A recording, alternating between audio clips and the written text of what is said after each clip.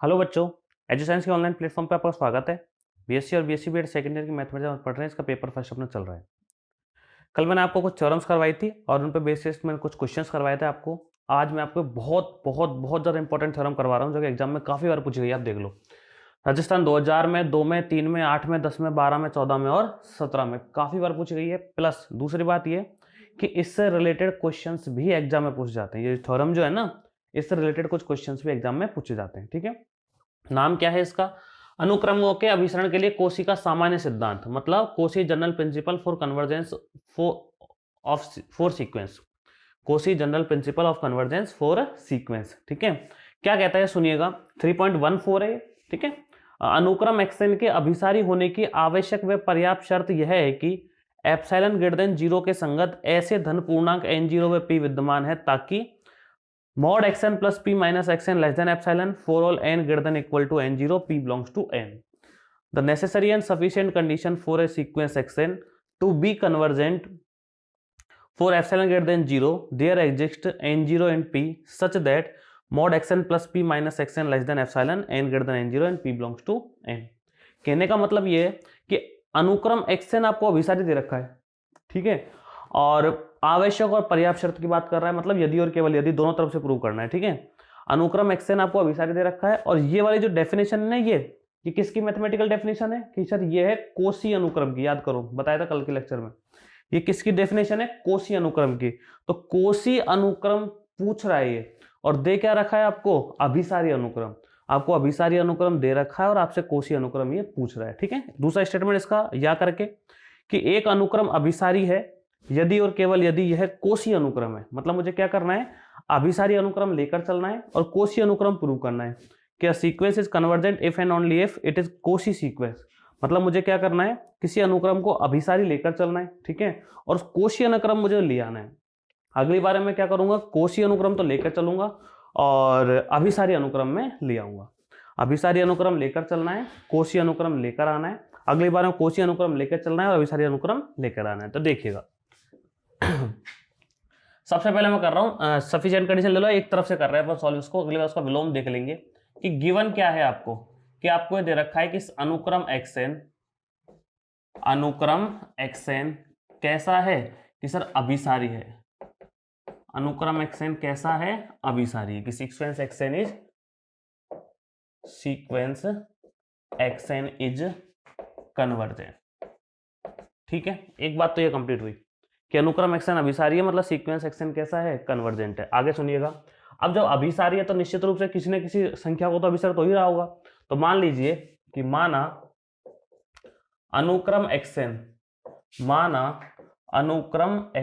किसको? जाई को अभिसरित होता है। माना अनुक्रम एक्सएन जाई को अभिसरित होता है, मतलब मैंने मान लिया कि जो सीक्वेंस एक्सएन है ना वो जाई को कन्वर्ज कर रहा है। ठीक है, तो लिखने का तरीका लिख देना, let sequence x n converges to जाई।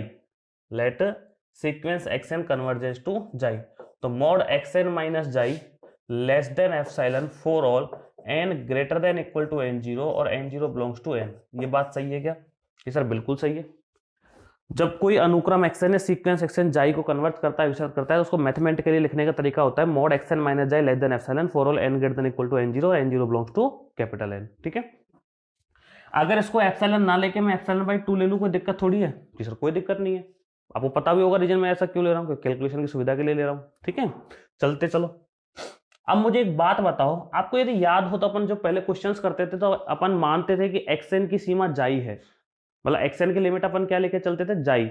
और अपन कहते थे कि एक्सएन प्लस 1 की लिमिट भी क्या होगी? जाई। तो वहां से निष्कर्ष ये निकलता था कि अनुक्रम के जितने भी पद होंगे ना जाई की ओर ही अग्रसर होंगे। ये तो निकलता था कि अनुक्रम के जितने भी पद हैं सबकी सब जाई की ओर क्या करेंगे? कन्वर्ट करेंगे, चाहे कोई सा भी पद ले लो। ठीक है, अब इसका मतलब क्या है कि एक्सएन जो है ना वो जाई को कन्वर्ज कर रहा है। इसका मतलब क्या है? जो एक्सएन खुद है वो जाई को क्या कर रहा है? कन्वर्ज कर रहा है। जब एक्सएन जाई को कन्वर्ज कर रहा है तो एक्सएन के अलावा जितने भी पद होंगे सबके सब किसको कन्वर्ज करेंगे? जाई को कन्वर्ज करेंगे। मेरी बात समझ में आ रही है?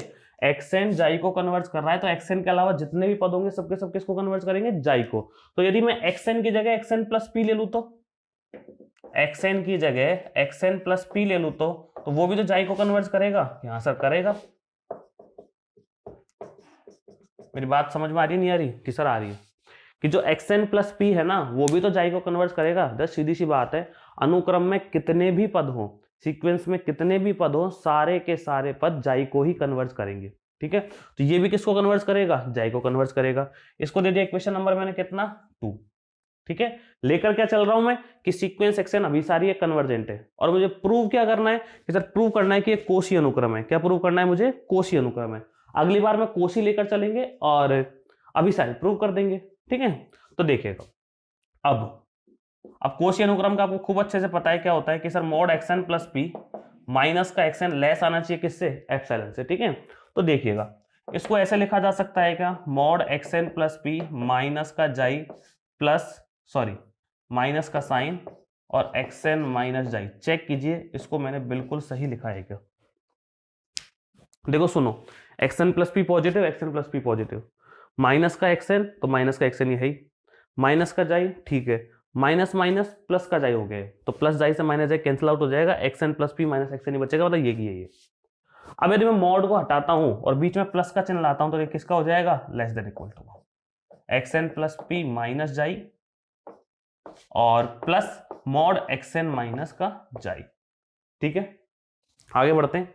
इसकी जगह उठा के रख दो एप्सिलॉन बाई 2, इसकी जगह उठा के एप्सिलॉन बाई 2 रख दूं। ये कम वजन के हैं ज्यादा वजन के हैं, इसको हटाएंगे और उसके जगह कोई भारी चीज रखेंगे तो चिन्ह किसका आ जाएगा? लेस देन का।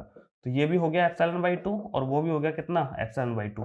टोटल कितना हो गया? एप्सिलॉन। ये आ गया mod action plus P minus action, और जो n है वो ग्रेटर देन इक्वल टू किससे है? n0 से, और p बिलोंग कर रहा है किसमें? Capital N। और आपको ध्यान हो तो यही कोशी अनुक्रम की या कोशी सीक्वेंस की परिभाषा है, ये वाली। ऐसा यदि होता है ना कि mode action plus P minus action less than epsilon for all n greater then n0 और p बिलोंग्स टू n, तो ये किसकी परिभाषा है? कि सर अतः अनुक्रम एक्सन कैसा है? कोशी अनुक्रम है। अतः अनुक्रम एक्सन कोशी अनुक्रम है। ठीक है, बहुत आसान है और इंपॉर्टेंट बहुत ज्यादा है, तो एक बार इसको नोट कीजिए फिर अपन आगे बढ़ते हैं।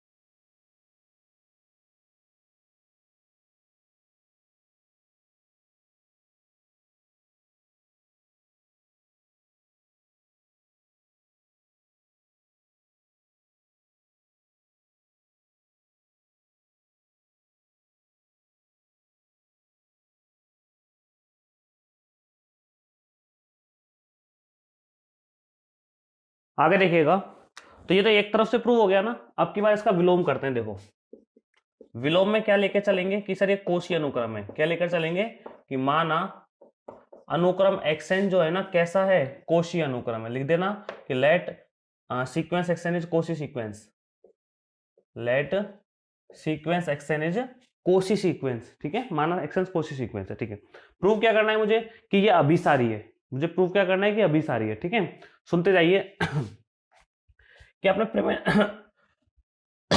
थ्योरम नंबर 3.12 को देखो, थ्योरम नंबर 3.12 को देखो। उसने ये कहा था, अपने प्रूव कर दिए पहले, उसने ये कहा था कि प्रत्येक कोशीय अनुक्रम परिबद्ध होता है। क्या कहा था उसने? प्रत्येक कोशीय अनुक्रम क्या होता है? परिबद्ध होता है। तो इसके हिसाब से जो अनुक्रम एक्सन हमारा वाला है, ये अनुक्रम एक्सन कैसा है? परिबद्ध है। अनुक्रम एक्सन कैसा है? परिबद्ध है। बहुत ध्यान से सुनिएगा कि एक्सन एक कोशीय अनुक्रम है और प्रत्येक कोशीय अनुक्रम परिबद्ध होता है थ्योरम नंबर 3.12 से। तो ये अनुक्रम एक्सन भी क्या होगा? परिबद्ध होगा। ठीक है, मतलब sequence x n is bounded, sequence x n is bounded. मेरी बात समझ में आई कि नहीं आई? कि सर आ गई, कोई दिक्कत वाली बात? किसी कोई दिक्कत नहीं है। आगे बढ़ते हैं अपन, ध्यान से देखिएगा। अनुक्रम एक्सन या सीक्वेंस एक्सन परिबद्ध या बाउंडेड है। और फिर आपने 3.10 भी पढ़ी है। देखो 3.10 थ्योरम देखो, उसने ये कहा है कि जो सीक्वेंस एक्सन है ना, यदि वो परिबद्ध है तो उसका एक अभिसारी उपानुक्रम होगा। देखो ध्यान से, थ्योरम नंबर 3.10, थ्योरम नंबर 3.10 का स्टेटमेंट देख लो। उसने ये कहा था कि प्रत्येक परिबद्ध अनुक्रम का अभिसारी उपानुक्रम होता है, ठीक है। तो यहां अनुक्रम xn का अनुक्रम, परिबद्ध अनुक्रम xn का क्या लिखोगे, परिबद्ध अनुक्रम xn का, परिबद्ध अनुक्रम xn का एक अभिसारी उपानुक्रम, एक अभिसारी उपानुक्रम, एक अभिसारी उपानुक्रम क्या होगा, XVK होगा, एक अभिसारी उपानुक्रम XVK होगा। मतलब परिबद्ध अनुक्रम जो xn है ना, उसका एक अभिसारी उपानुक्रम क्या होगा, XVK होगा, उसका एक अभिसारी उपानुक्रम XVK होगा। कोई दिक्कत? थ्योरम नंबर 3.10, ठीक है। अब आ जाओ नेक्स्ट पे, और थ्योरम नंबर 3.13।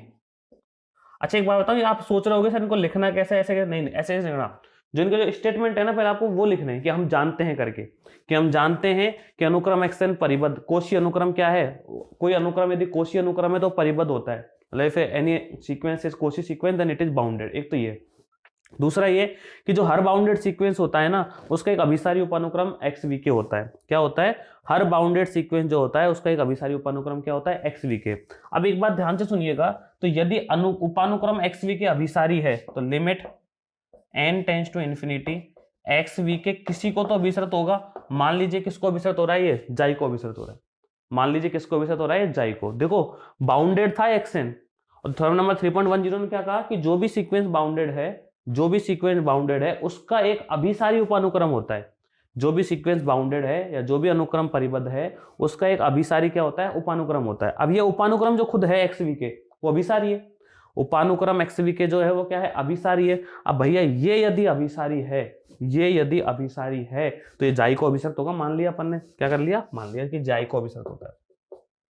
अब एक थ्योरम नंबर 3.13 को भी देखो आप, कि यदि किसी अनुक्रम का उपानुक्रम अभिसारी है, यदि किसी अनुक्रम का उपानुक्रम अभिसारी है तो वो खुद अनुक्रम भी क्या होता है, अभिसारी होता है। थ्योरम नंबर 3.13 कि यदि किसी सीक्वेंस, यदि कोई सीक्वेंस जाई को कन्वर्ट करता है, सॉरी, यदि किसी सीक्वेंस का सब सीक्वेंस, यदि किसी सीक्वेंस का सब सीक्वेंस जाई को कन्वर्ट करता है तो खुद सीक्वेंस भी जाई को कन्वर्ट करेगा। ये थ्योरम है अपनी 3.13। तो वहां से लिख देना आप कि ये जो XVK जाई को कन्वर्ट कर रहा है, तो आप क्या लिखोगे कि यदि हम जानते हैं, ऐसे लिख देना, हम जानते हैं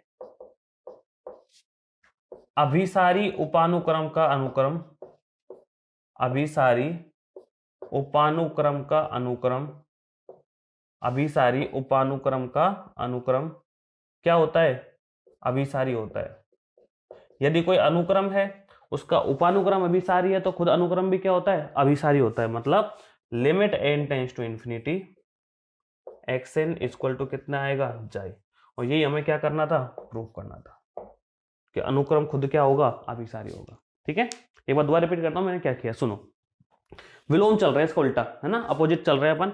वहां अपन ने कन्वर्जेंट लिया था और कोशी सीक्वेंस प्रूव किया था। यहाँ पर कोशी सीक्वेंस लेकर चल रहे हैं और कन्वर्जेंट प्रूव कर रहे हैं। ठीक है, जितने भी थ्योरम अपन अब तक प्रूव कर चुके हैं सबका यूज करने वाले हैं यहाँ पर। तो माना xn एक कोशी अनुक्रम है, let xn is a Cauchy sequence. ठीक है, थ्योरम नंबर 3.12 क्या कहती है कि जितने भी कोशी सीक्वेंस होते हैं सबके सब क्या होते हैं, बाउंडेड होते हैं। तो अनुक्रम xn भी क्या होगा, परिबद्ध होगा, sequence xn will be bounded. भाई ये भी तो कोशी अनुक्रम है तो बाउंडेड होगा। ठीक है, 3.10 ने क्या कहा था, जितने भी बाउंडेड सीक्वेंस है ना, जितने भी परिबद्ध अनुक्रम है, उन सभी के उपानुक्रम, कोई भी अनुक्रम यदि बाउंडेड है या परिबद्ध है तो उसका जो उपानुक्रम या सब सीक्वेंस होगा वो किसका होगा, अभिसारी होगा। तो ये वाला अपन ने बाउंडेड प्रूव कर दिया अनुक्रम xn, तो इसका जो उपानुक्रम होगा वो कैसा होगा, अभिसारी होगा। अभिसारी मतलब वो जाई को अभिसरित करेगा, तो लिख दिया ये वाली चीज। ठीक है, अब थ्योरम नंबर 3.13 क्या कहती है कि यदि कोई उपानुक्रम अभिसारी है, मतलब किसी अनुक्रम का यदि उपानुक्रम अभिसारी है, मतलब किसी सीक्वेंस का सब सीक्वेंस क्या है, कन्वर्जेंट है, तो उसका जो खुद सीक्वेंस मेन है वो खुद भी क्या होगा, कन्वर्जेंट या फिर अभिसारी होगा। थ्योरम क्या स्टेटमेंट देखना, आपको सबको समझ में आ जाएगा, जो प्रूफ हो चुका है। ठीक है, चलिए नोट करिए, फिर अपन आगे बढ़ते हैं।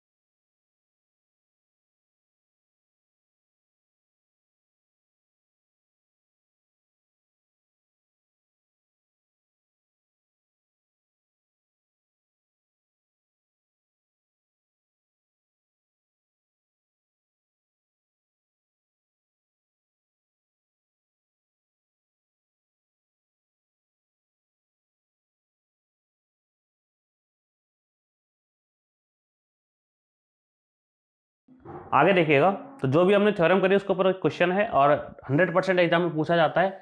राजस्थान 2007 में और 16 में पूछा गया है। जो क्वेश्चन है वो राजस्थान 2007 में और 2016 में पूछा गया है। क्या कह रहा है आप सुनिएगा कि xn इक्वल टू आपको दे रखा है 1 + 1/3 + 1/5 plus dot dot dot 1/2n-1 अभिसारी नहीं है। ये कह रहा है आपसे, ये कन्वर्जेंट नहीं है। ठीक है, चलते हैं देखते हैं किस तरीके से सॉल्व किया जा सकता है इसको।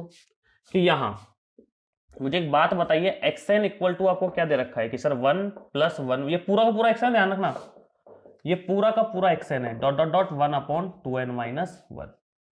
ठीक है, ये हमारा क्या हो गया, xn हो गया। इक्वेशन नंबर मैंने इसको क्या दे दिया, फर्स्ट दे दिया। अगर मैं यहां से xn + p निकालता हूं, xn + p का मतलब n तक के तो पद है ही, n से आगे p पद और हैं, मतलब n तक की टर्म्स तो है ही, n से आगे p टर्म्स और हैं। तो 1 + 1/3 + 1/5 plus dot dot dot 1/2n-1, तो n तक के पद हो गए। ठीक है, अब इससे आगे बढ़ूंगा तो n की जगह क्या रखना पड़ेगा, n + 1, तो 2n + 1, 2n + 2 -1 कितना आएगा सर, 1/2n + 1। अगला क्या आएगा कि सर अगला आएगा 1/2n + का 3, क्योंकि n की जगह क्या रखना पड़ेगा, n + 2। अगले में रखोगे n की जगह n + 3, तो n + 3 को यहां रखोगे तो 2 × n + 3 कि सर 2n + 6 -1, 2n + 5। और डॉट डॉट डॉट सबसे लास्ट में क्या रखोगे, n + p रखोगे ना, तो n की जगह n + p रखोगे तो 2n + 2p -1 कितना, 2n + का 2p - 1। बात समझ में आई कि नहीं आई, दोबारा सुनिएगा। xn इक्वल टू ये है ही, क्वेश्चन ने खुद ने दे रखा है। मैंने xn + p और निकाल लिया, क्योंकि कोशी के जो था ना उसमें mod xn + p - xn था, तो मैंने xn + p और निकाल लिया। तो 1 + 1/3 + 1/4 plus dot dot dot 1/2n-1, मतलब n + p का मतलब है n तक के पद तो लेने ही है, उससे p पद एक्स्ट्रा और बढ़ते चले जाने। अब यदि मैं p की वैल्यू 1 रखूं तो n + 1 होगा ना ये, तो यहां रखोगे n + 1, तो 2n + 2 -1, 2n + 1। फिर रखोगे n की जगह n + 2, p की जगह 2 रखोगे तो n + 2 क्या होगा, 2n + 4 -1, ऐसे बढ़ता चला जाएगा। और लास्ट में n की जगह क्या रखेंगे अपन, n + p यहां पर, तो 2n + 2p - 1। इक्वेशन नंबर में इसको क्या दे दिया, 2 दे दिया। ठीक है, अब आप सब अच्छे से जानते हो कि यदि मैं mod xn + p - xn निकालू, क्या निकालू मैं, mod xn + p - xn, मतलब इसमें से माइनस करूं मैं, तो यहां तक की सारी टर्म्स तो ये कट जाएंगी। बचेगा क्या मॉड के अंदर कि सर मेरे पास बचा 1/2n + 1 plus 1/2n + 3 plus 1/2n + 5 और प्लस लास्ट में डॉट डॉट कितना है, 1/2n + 2p - 1। ठीक है, यहां तक भाई मैंने सबसे पहले तो क्या लिखा, 1/2n + 1, उसके बाद मैंने क्या लिखा, 1/2n + 3, उसके बाद मैंने क्या लिखा, 1/2n + 5 plus dot dot 1/2n + 2p - 1। ठीक है, अच्छा सुनिएगा अब ध्यान से, इसको लिख दिया मैंने mod xn + p - xn। तो जितने भी ये लिखे हुए 2n + 1, 2n + 3, 2n + 5, 2n + 2p - 1, हमारा टारगेट ये है कि हमको इनको छोटा करके लाग लेके आना है, क्योंकि जो थ्योरम जो अपना कोशी अनुक्रम है ना, उसका सीधा सा सिस्टम है कि mod xn + p - xn less than होना चाहिए एप्सिलॉन से। ये तो होता है mod xn + p - xn less than किससे होना चाहिए, एप्सिलॉन से होना चाहिए, ये तो लिखा है। तो मेरी बात ध्यान से सुनिएगा आप, जब mod xn + p - xn less than epsilon से होगा तभी जाके तो हमारा कोशी अनुक्रम बनेगा। और कोशी अनुक्रम क्या होता है, अभिसारी होता है।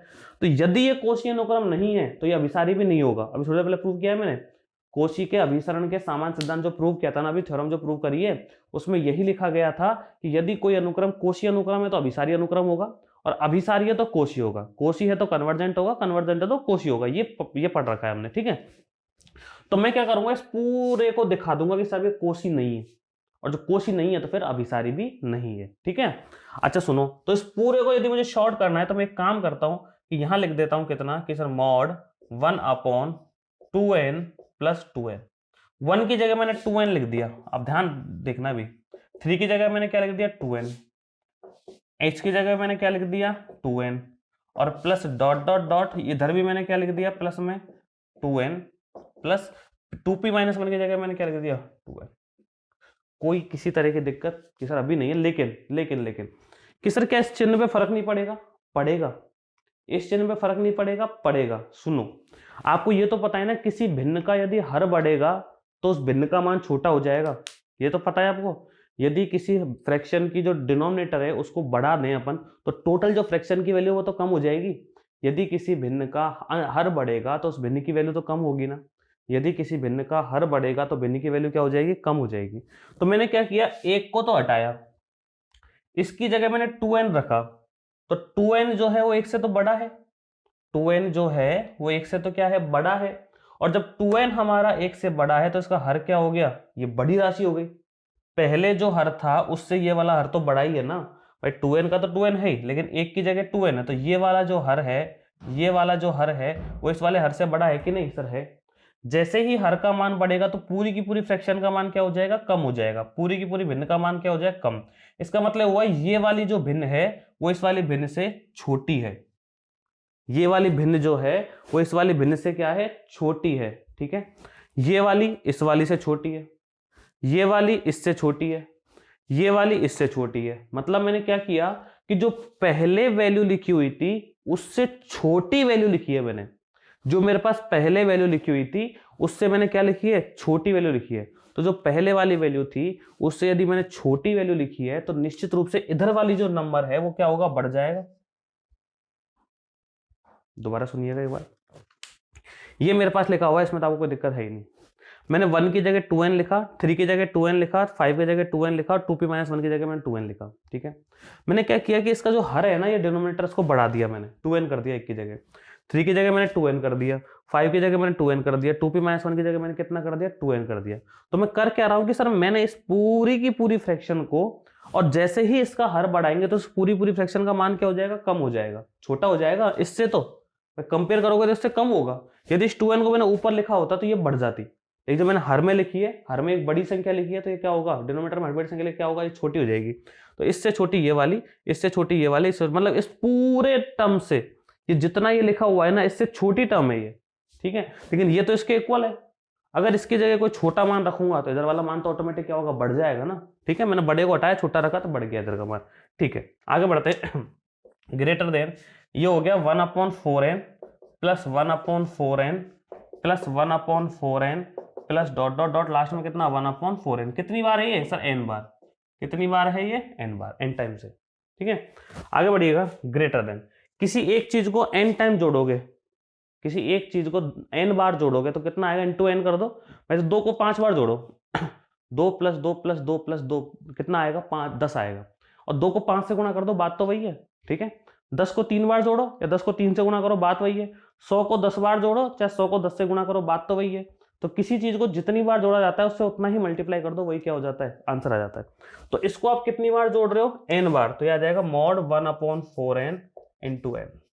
किसी चीज को जितनी बार जोड़ा जाता है उतना ही उससे क्या कर दो, मल्टीप्लाई कर दो। n से n कैंसिल आउट हो गया, मेरे पास आ गया कि sir mod xn + p minus का xn ग्रेटर देन 1/4 और n greater than equal to n0, और जो p है वो बिलोंग कर रहा है किसमें, कैपिटल N में। इक्वेशन नंबर मैंने इसको क्या दे दिया, 3 दे दिया। कोई दिक्कत कि सर, कोई दिक्कत नहीं यहाँ पे, ठीक है। आगे बढ़ते हैं अपन, है ना। इसकी भी जरूरत नहीं है n ग्रेटर देन n0 की भी, केवल p से काम चल जाएगा। अब ये मुझे प्रूव क्या करना है कि सभी अभिसारी नहीं है। क्या प्रूव करना है मुझे, अभिसारी नहीं है। मैं एक काम करता हूं, मान के चलता हूं उल्टा इसको, मैं मान लेता हूं कि कोशी अनुक्रम है। मान लिया मैंने, क्या है ये, कोशी अनुक्रम है। यदि संभव हो तो माना, यदि संभव हो तो माना, इफ पॉसिबल लेट, कि अनुक्रम xn, अनुक्रम xn क्या है, कोशी अनुक्रम है। अनुक्रम xn कोशी अनुक्रम है, ठीक है साहब। संभव हो तो मान लिया, मुझे पता नहीं है, मुझे प्रूफ तो नहीं करना है, लेकिन मैंने मान लिया कि कोशी अनुक्रम है। कोशी अनुक्रम मतलब क्या है, अभिसारी है, या फिर लिख दो ना, माना यह अभिसारी अनुक्रम है। कैसा अनुक्रम है, अभिसारी। इंग्लिश में मान लिखो कि if possible let xn is A convergent sequence, xn is A convergent sequence, ठीक है। अब जो कोशी का सामान्य अभिसरण था उसने क्या कहा था कि अभिसारी अनुक्रम क्या होता है, कोशी अनुक्रम होता है। तो कोशी के सामान्य अभिसरण सिद्धांत से, कोशी के सामान्य अभिसरण सिद्धांत से, by the theorem of Cauchy general principle, ना, कोशी जनरल कन्वर्जेंस प्रिंसिपल कैसे लिख देना है उसके वजह से ना, कोशी के सामान्य अभिसरण सिद्धांत से अभिसारी अनुक्रम क्या होता है, कोशी अनुक्रम होता है। तो एक्सएन क्या होगा, कोशी अनुक्रम होगा, कि xn will B A Cauchy sequence. Xn क्या होगा, कोशी अनुक्रम होगा। और कोशी अनुक्रम की डेफिनेशन कि sir mod x n plus P minus x n less than epsilon for all N greater than N zero और N zero belongs to capital N और P belongs to capital N. Equation number 4। ठीक है, यहां तक। चलो आगे देखो। तो मैंने क्या संभव हो तो माना, उल्टा मान के चल रहा हूं कि अभिसारी है ये, मुझे प्रूव तो करना नहीं है लेकिन उल्टा मान रहा हूं है, तो कुछ ना कुछ गलत आएगा। ठीक है, तो कोशी के सामान्य अभिसरण सिद्धांत से एक्सएन कोशी अनुक्रम होगा by Cauchy general principle of convergence, तो x n will be Cauchy sequence.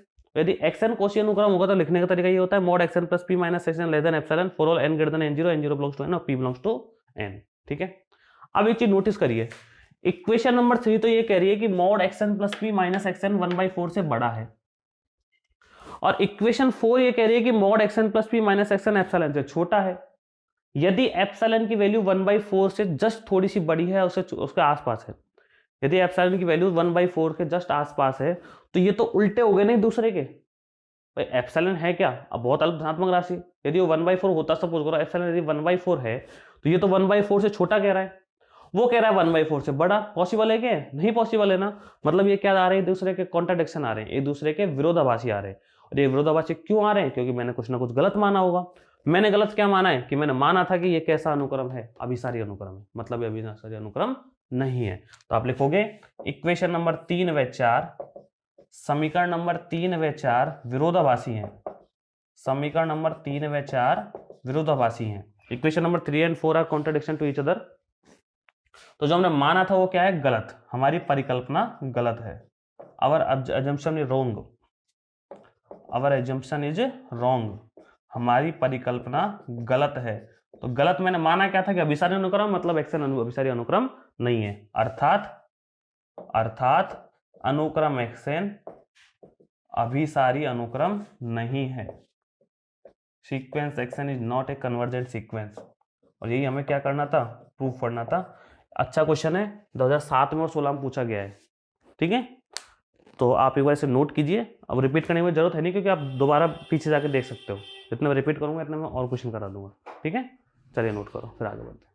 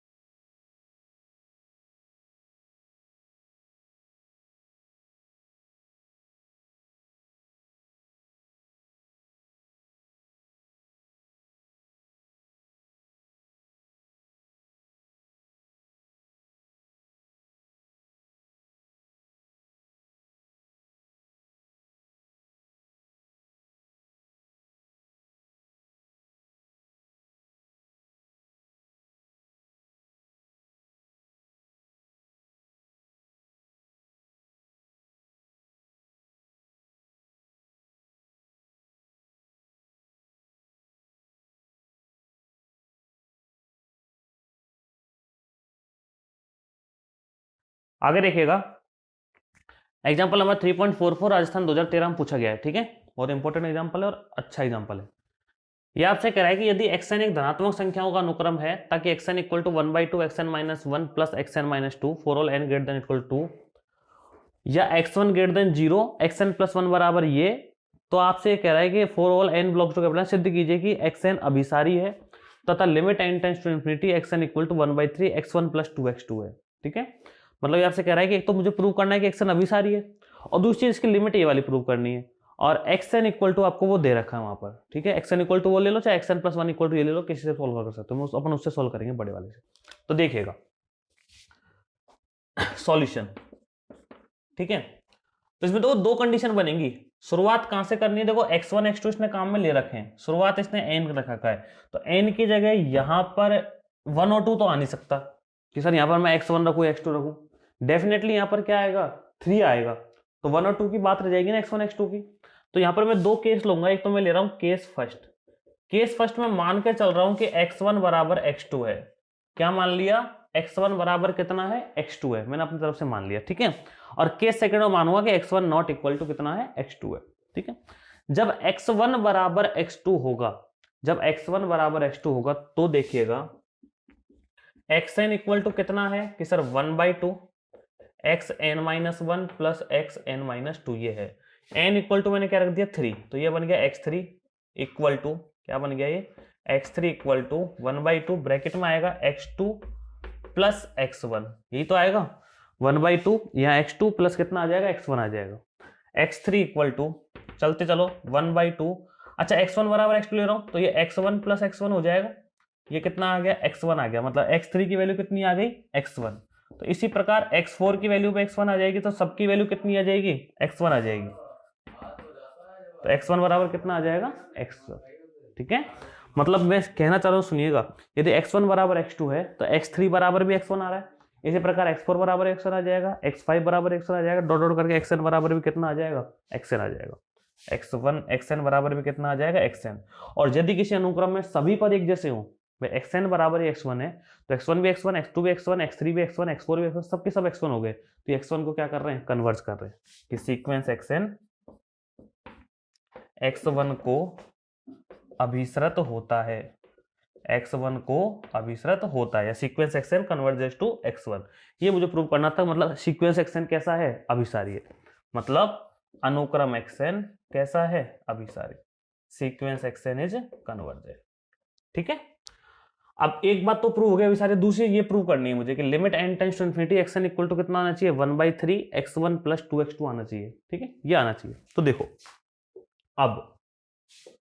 अब अच्छा सुनिएगा ध्यान से, x3 बराबर 1/3 इंटू 3x3 होगा क्या, सॉरी x1 बराबर 1/3 इंटू 3x1 होगा या नहीं होगा, कि सर होगा, ठीक है, इक्वल, अच्छा 1/3 3x1 को अपन x1 प्लस 2x1 लिख सकते हैं क्या, कि सर लिख सकते हैं, 3x1 को x1 प्लस 2x1 लिख सकते हैं, कि चलो ठीक है सर।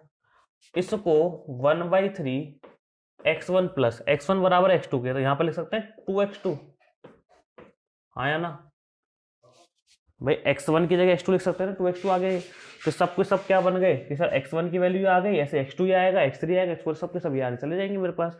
तो अपन क्या कह देंगे कि sir limit n tends to infinity xn equal to 1/3 x1 plus 2x2, कब, कि सर जब x1 इक्वल टू x2 है। इसको नोट कीजिए, फिर सेकंड कंडीशन हम चलते हैं जहां हमको दिखाना है कि x1 not equal to x2 है। चलिए